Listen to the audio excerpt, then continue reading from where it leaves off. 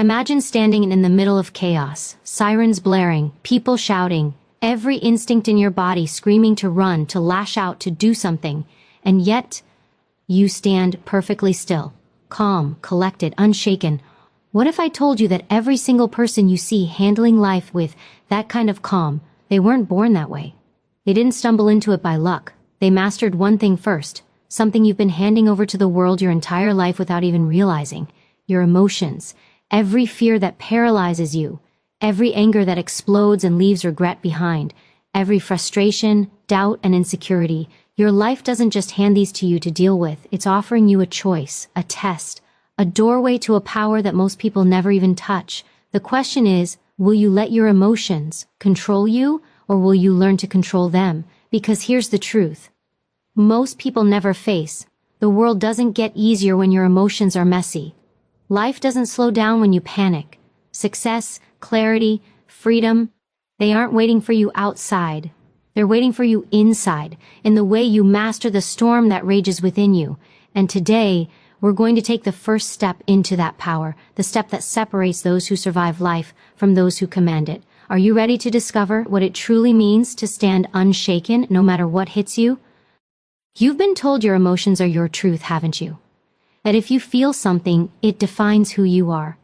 That your anger, your fear, your frustration, or your sadness is something you have to obey, something that controls the decisions you make and the way your life unfolds. But here's a reality.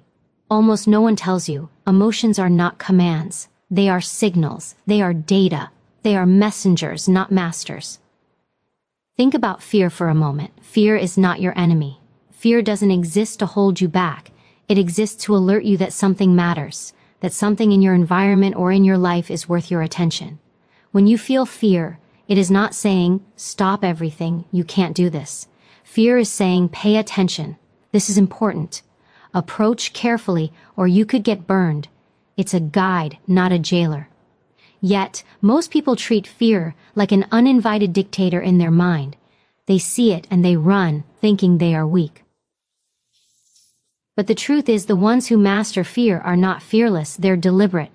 They understand the message it carries and they move anyway, with strategy and intention. The same is true for anger.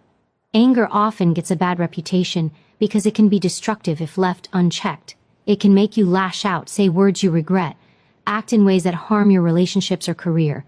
But anger is not inherently bad, it is information.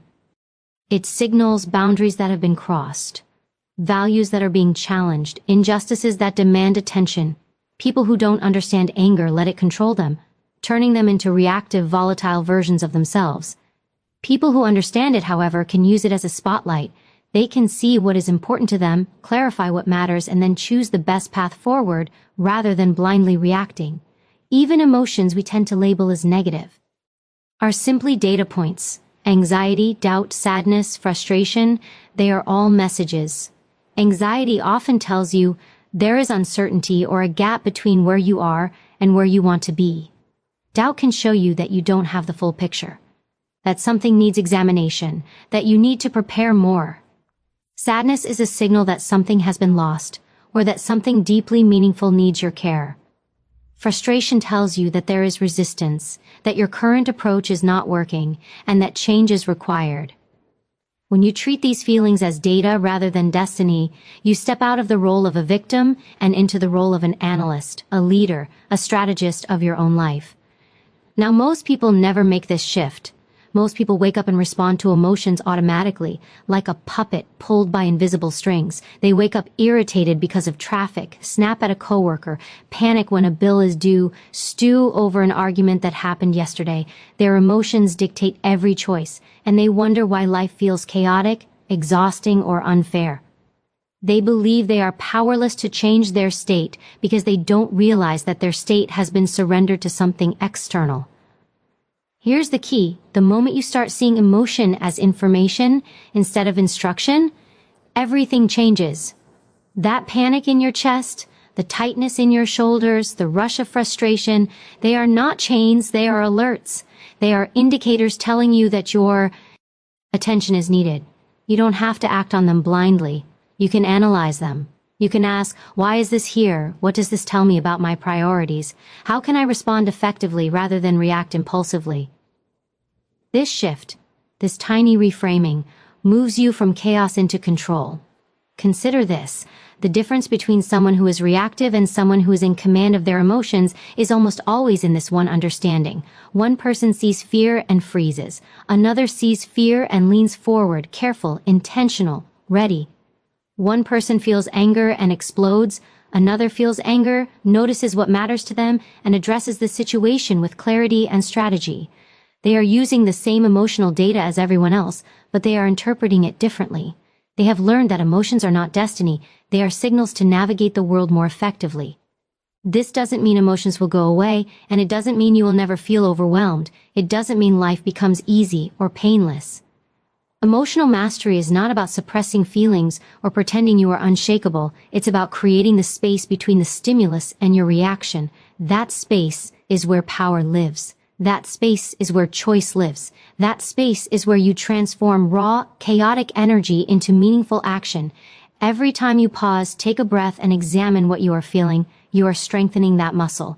Every time you say, I feel this, but I am not controlled by you are building freedom.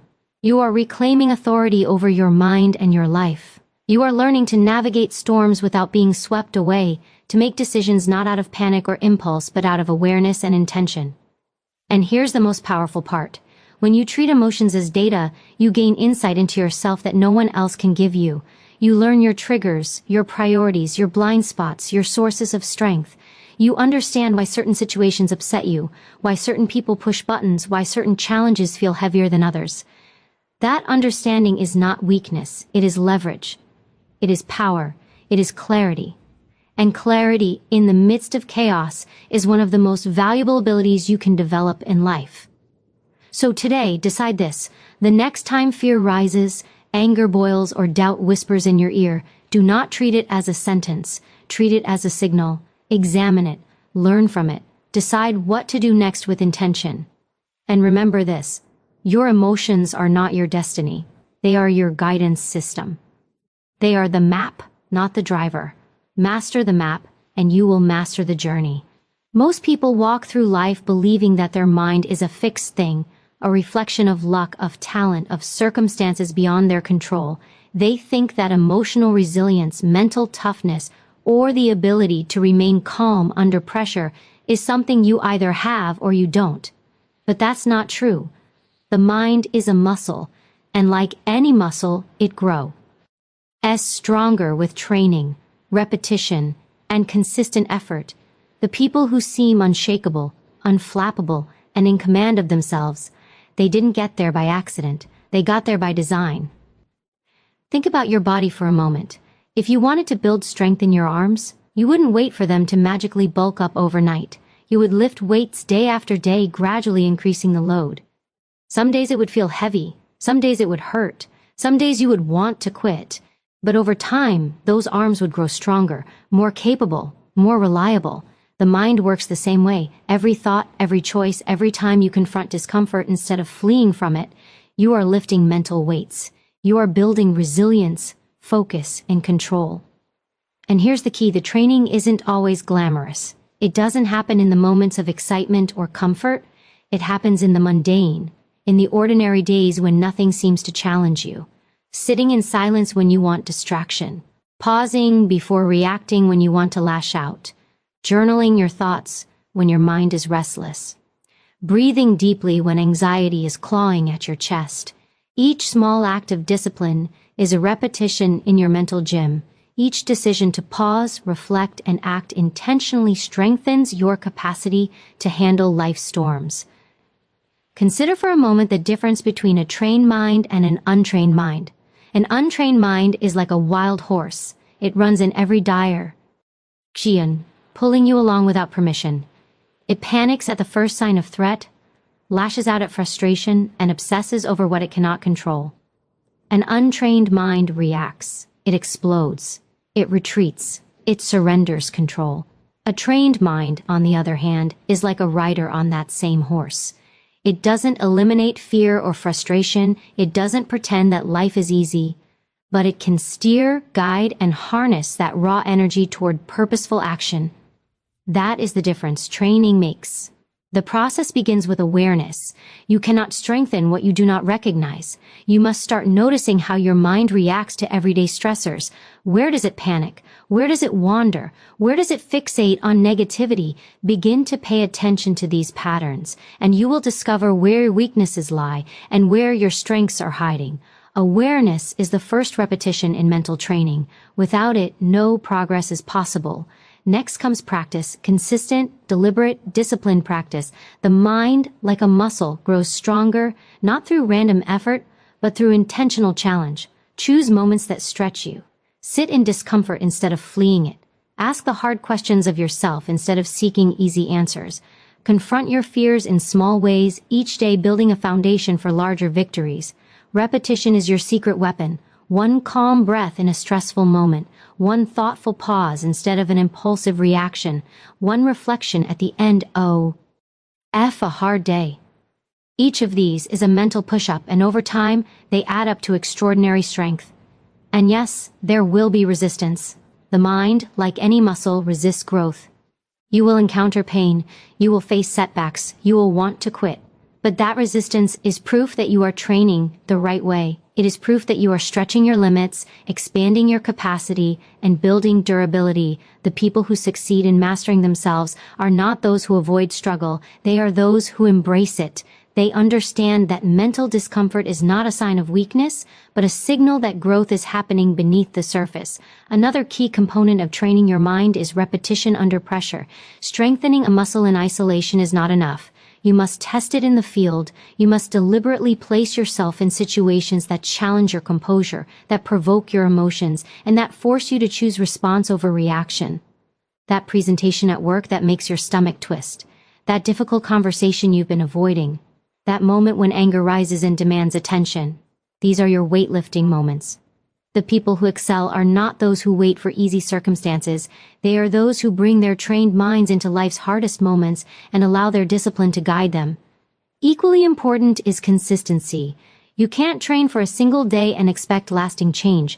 Growth requires daily, repeated effort.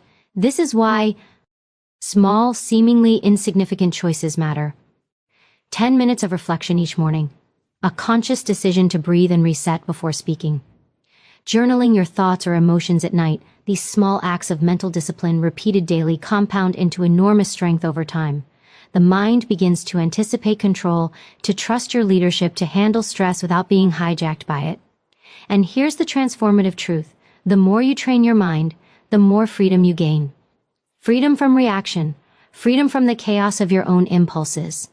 Freedom from letting fear or doubt dictate your life. When the mind is strong, emotions are no longer a cage, they are a tool.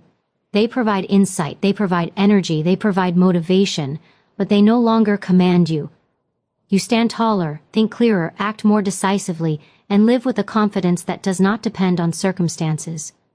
So start today. Recognize that your mind is not fixed. It is a muscle waiting to be trained. Begin the repetitions, embrace the discomfort, confront the chaos, sit in the silence, pause before you react, reflect on your thoughts, strengthen your focus, build resilience. Every time you choose to strengthen your mind instead of surrendering to impulse, you are investing in a power that compounds every day. This is the foundation of emotional mastery, the pathway to true freedom, and the skill that will allow you to navigate life's storms with unwavering control. The mind is not a passive instrument. It is a tool of immense potential. And like any tool, its effectiveness depends on how well you sharpen it, how consistently you use it, and how deliberately you train it. Treat it with intention, and it will serve you in ways you cannot yet imagine. Ignore it, and it will betray you in ways you cannot yet foresee. Your choice is clear. Your training begins now. Life has a funny way of making us feel powerless. Bills pile up, traffic snarls, deadlines loom, people disappoint us, and circumstances spiral in directions we never imagined.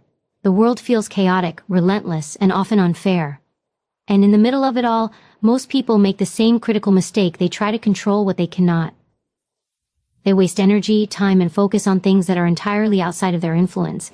and then wonder why they feel exhausted, defeated, or anxious. The truth is simple but profound. You cannot control everything.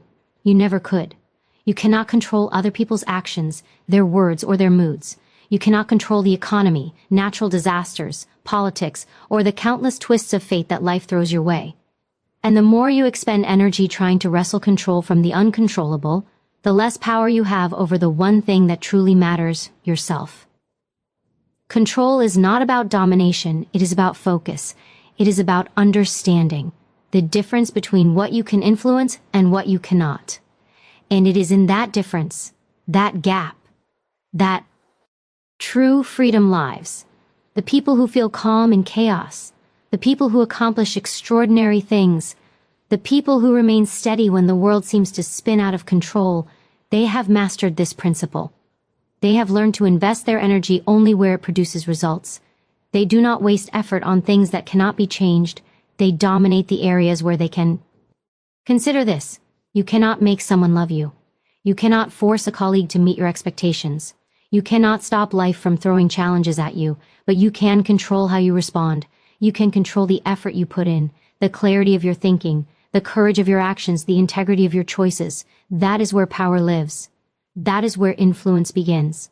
That is where peace of mind begins. When you shift your focus to the controllable, something remarkable happens. Fear diminishes. Anxiety fades. Anger loses its grip. You realize that life does not happen to you. It happens through you. And the measure of your life is determined not by what you cannot control, but by how skillfully you handle what you can. Most people spend their days reacting to things they cannot control. They get frustrated at traffic, angry at colleagues, upset by world events, and discouraged when plans fail. They allow the uncontrollable to dictate their mood, their energy, and even their self-worth. But when you take control of what is within your power, you reclaim that energy. You stop giving it away to circumstances that don't deserve it. You focus on preparation, on action, on growth, on the only areas where results are guaranteed to follow effort. The principle of controlling the controllables begins with self-awareness. You must first identify what is yours to manage and what is not. Every day, as challenges arise, pause and ask yourself, is this my responsibility or is it someone else's? Can I change this? Or can I only influence my response? If the answer is that you cannot change it, release it. If the answer is that you can, act decisively. This simple practice will transform your energy and focus. It will allow you to approach life with clarity and confidence rather than panic and reaction. Control is also about preparation. You cannot always control events, but you can control your readiness. You can sharpen your skills, strengthen your resilience, and anticipate challenges before they arrive. The more you prepare, the less the world surprises you. And when unexpected obstacles inevitably appear, you meet them with poise, calm, and action rather than panic. Preparation is the bridge between the uncontrollable and your response. It transforms anxiety into confidence. It transforms fear into opportunity. Another aspect of controlling the controllables is your attention. Attention is a form of power. What you focus on expands. If you obsess over what you cannot influence, you will find your mind constantly in turmoil. But if you focus on what you can control, your actions, your mindset, your habits, you begin to shape reality in ways most people never even notice. You become a force in your own life rather than a victim of circumstance. This is not theoretical, this is practical. You can apply it right now. When a difficult person challenges you, you cannot control their behavior, but you can control your response. When a project goes wrong, you cannot undo the past, but you can control your effort to fix it. When uncertainty strikes, you cannot force certainty, but you can control how you prepare, how you plan, and how you act. By concentrating on these controllables, you create momentum, influence, and results, even in situations that seem hopeless. The final truth about controlling the controllables is that it builds peace of mind. Freedom from worry is not about eliminating problems, it is about focusing on what you can solve and letting go of what you cannot. The more you practice this, the lighter life feels, even when chaos surrounds you. You are no longer dragged around by circumstances or emotions. You stand firm, deliberate, and empowered. You act where it matters and release the rest. Imagine the difference it would make to your life if you apply this principle consistently. How much energy could you reclaim from frustration, from anger, from fear, from obsessing over things you cannot change? How much clarity, focus, and power would you gain if every day your decisions were guided by what is within your control, rather than what happens to you? The world would no longer feel like a storm.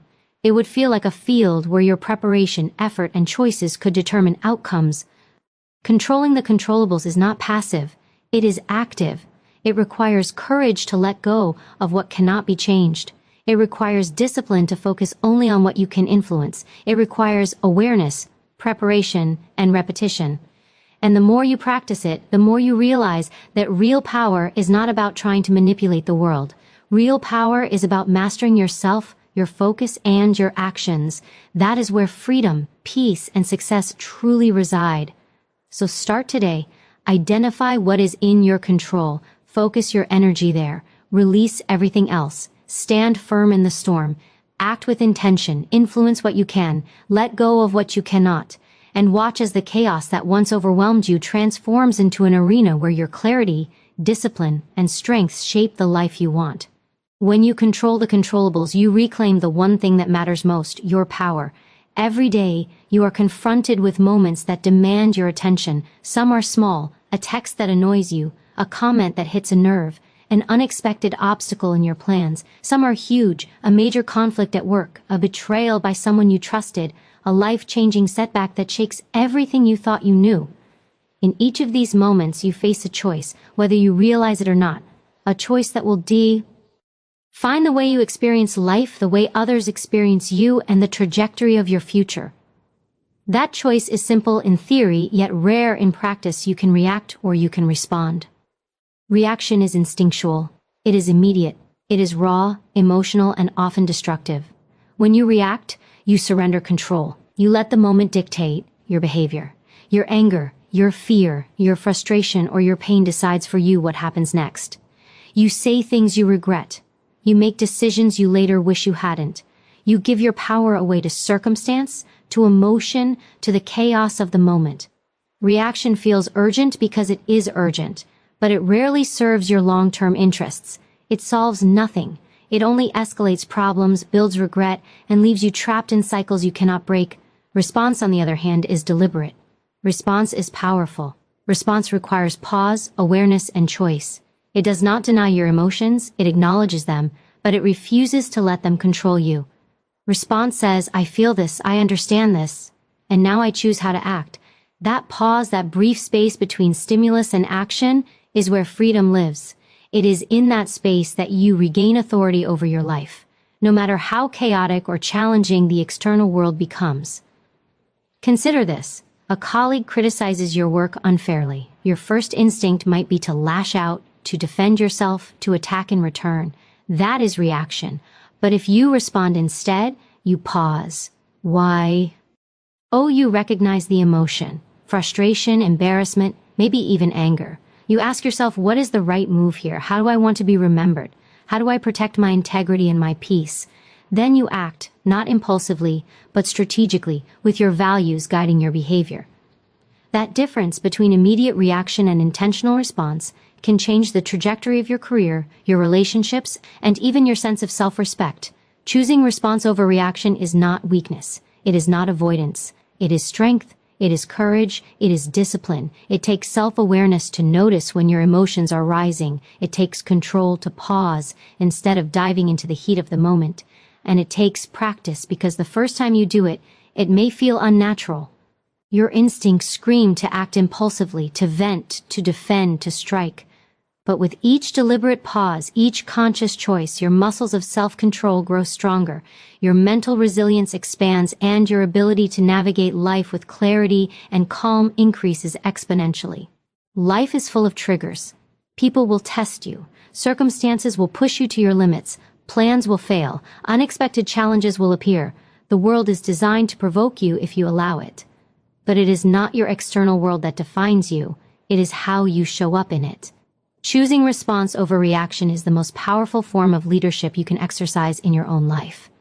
It is the difference between being a passenger and being the driver. It is the difference between surrendering to circumstance and mastering it. And let's be honest, sometimes The emotions you feel in the moment feel unbearable. Fear, anger, shame, frustration, they all feel urgent. They all demand action. And if you've been reacting unconsciously for years, the idea of pausing and responding might seem impossible. But here's the truth. The more you practice, the easier it becomes. The brain is not fixed. Your nervous system is not a tyrant. You can train yourself to insert that pause. You can teach yourself to act deliberately. And over time, your responses become automatic. You no longer react unconsciously, you respond instinctively, with power, poise, and integrity. The power of response is that it transforms challenges into opportunities. When you pause, you see possibilities that reactions blind you to. When you breathe, you see clarity where panic creates fog. When you act intentionally, you can turn setbacks into lessons, conflicts into solutions, and pressure into growth. Every moment you choose response, you reclaim your agency. You reclaim your peace. You reclaim your life. Now, let's bring it into practical terms. How do you choose response over reaction? First, notice your triggers. Be honest about what situations push your buttons. What words or actions make your stomach tighten or your jaw clench? Awareness is the first step. Second, pause. Even a single deep breath can create the gap between emotion and action. Third, ask yourself, what outcome do I want? What aligns with my values? What serves me in the long term? Then act. It may not be easy and it may not feel natural at first, but each time you do it, you strengthen the habit of intentional living. And here's the most important truth. Choosing response over reaction does not eliminate the intensity of your emotions. You will still feel fear, anger, or frustration.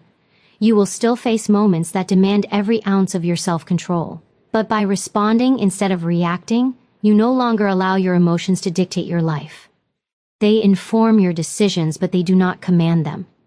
You take the raw energy of emotion and transform it into fuel for purposeful action. That is power. That is freedom. That is mastery. Imagine the life you could lead if you made this choice consistently. How much calmer would you feel? How much more effective would you become? How much deeper would your relationships grow? How much more respect would you earn? How much more confidence would you feel? Every decision you make in the heat of emotion can either enslave you or elevate you. Choosing response over reaction is the skill that separates those who are controlled by life from those who control life.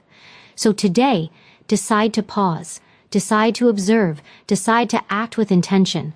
Let your emotions guide you, but not govern you. Transform your instincts into insight. Turn your reactions into choices. Stand firm in the middle of chaos. And remember, your response is your power. Your response is your freedom. Your response is your life. Life does know. Reward comfort. It does not hand out growth in the soft, easy, painless moments. And yet, most people spend their lives running from discomfort, avoiding what challenges them, seeking security over strength, ease over evolution. That instinct is natural. Our biology is wired to protect us from pain. But if you want mastery over yourself, if you want freedom, resilience, and power, you must learn a fundamental truth. Discomfort is not the enemy. Discomfort is the doorway. Discomfort is the invitation. Discomfort is the forge in which discipline, character, and mastery are built. Think about every major accomplishment in your life, or in the lives of those you admire. Every success, every triumph, every breakthrough was preceded by discomfort. Fear, uncertainty, pain, fatigue, doubt, all were present in some form. And yet, the difference between those who succeed and those who stumble is not that the successful never felt discomfort. It is that they learned to walk toward it, to embrace it, to use it as fuel rather than allowing it to paralyze them. Discomfort is information. It is data. It is a signal that you are on the edge of growth, and that if you lean into it, you will emerge stronger, wiser, and more capable. Most people avoid discomfort.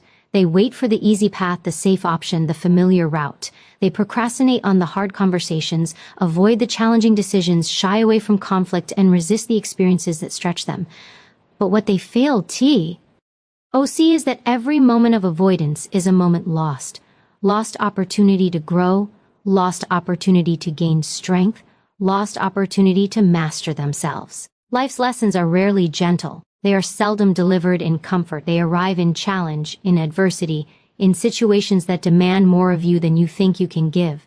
And your response to those situations determines whether you are broken or forged. Discomfort is a tool. It is a test. And the people who master their lives do not pray for easier circumstances. They pray for the strength to endure, the wisdom to navigate, and the courage to act despite fear. They seek situations that stretch them, that push them to the edge of what they thought was possible. They understand that growth lives in resistance. They understand that the moment they feel nervous, anxious, or afraid is precisely the moment that matters most. That is the doorway. That is the invitation to step into discipline. Discipline in this sense is not punishment, it is choice. Discipline is the ability to act according to your values, your goals, and your vision, even when it is uncomfortable, inconvenient, or intimidating. It is the muscle that allows you to breathe when chaos surrounds you, to speak when fear tempts silence, to move when doubt urges hesitation. Discomfort is the gym. Discipline is the strength you build inside it, and the more often you step into discomfort, the more natural discipline becomes. It becomes a habit, a reflex, a part of your identity. Think about fear, for example. Fear is discomfort's most obvious messenger. It is loud, demanding, and often overwhelming. Fear tells you to retreat, to hide, to protect yourself from the unknown. Most people obey. Most people let fear dictate their actions, but those who master themselves see fear as a signal, not a sentence. They feel it, acknowledge it, and then act anyway. They walk through fear. They lean into it. They do what is necessary, not what is comfortable. Each step through fear strengthens their courage. Each moment of discomfort endured builds a foundation for greater resilience in the future. The same principle applies to challenges, criticism, and failure. Every time life throws something difficult at you, an obstacle that seems insurmountable, a setback that feels crushing, a criticism that cuts deep, you have a choice. You can shrink away from the discomfort, let it define you, and let it derail your progress. Or you can face it, learn from it, and let it strengthen you. The discomfort is temporary. The discipline you build is permanent. The pain of avoidance may fade, but it leaves weakness behind. The pain of action, endured with purpose, leaves power. Discomfort is also an incredible teacher because it forces focus. When you are uncomfortable, when you are pushed to your limits, distractions fall away. You are stripped to essentials, your priorities become clear, your strength becomes visible, your limits are tested, and you discover that you are capable of far more than you ever imagined. Every moment of discomfort survived expands your capacity for life. Every obstacle navigated becomes evidence that you can handle the next challenge, no matter how daunting. And here's the most transformative insight. Discipline learned through discomfort does not just improve one area of life, it transforms everything. Your work becomes sharper, your decisions more deliberate, your relationships stronger, your confidence unshakable. When you train yourself to face discomfort, to act despite fear, to endure despite uncertainty, you are not just surviving, you are mastering yourself. You are taking control of your mind, your emotions, and your life. Discomfort is unavoidable, but suffering is optional. You cannot escape the challenges of life, but you can choose how to respond. You can choose to shrink, to complain, to blame, to avoid, or you can choose to step forward, to endure, to learn, and to grow. Discipline is not built in moments of ease. It is forged in the fire of adversity, sharpened through repetition, and cemented by consistency. Every time you embrace discomfort, you are sculpting the person you were meant to become. So when fear rises, when doubt whispers, when the world feels heavy and unbearable, do not shrink away. Lean in, step forward, act with purpose. Treat discomfort as your teacher, your gym, your proving ground. Let it strengthen your mind, fortify your resolve, and deepen your courage. Over time, you will find that what once felt impossible now feels familiar. What once intimidated you now motivates you. And what once controlled you now becomes the fuel for your mastery. Mastery, freedom, and resilience are not given. They are earned. And they are earned in the moments most people avoid. They are earned in discomfort. They are earned in the deliberate decision to act, to endure, and to grow when every instinct says to run. Choose discipline over ease. Choose growth over comfort. And you will discover a strength inside you that no circumstance, no challenge, and no obstacle can ever take away. All the lessons we've explored today, understanding that emotion is data, training your mind like a muscle, focusing on what you can control, choosing response over reaction, and turning discomfort into discipline. They all point to one undeniable truth. Your life is yours to command, but only if you claim it. No one else is going to hand you calm in the storm, courage in the face of fear, or clarity when chaos surrounds you. No external circumstance, no job, no relationship, no outcome can give you the power to master yourself. That power comes from within. It comes from the moment you decide your emotions will not control you. That fear will not dictate your choices. That discomfort will not define your limits. It comes from choosing every single day to act intentionally, to stand firm, and to grow stronger through challenge rather than shrinking from it.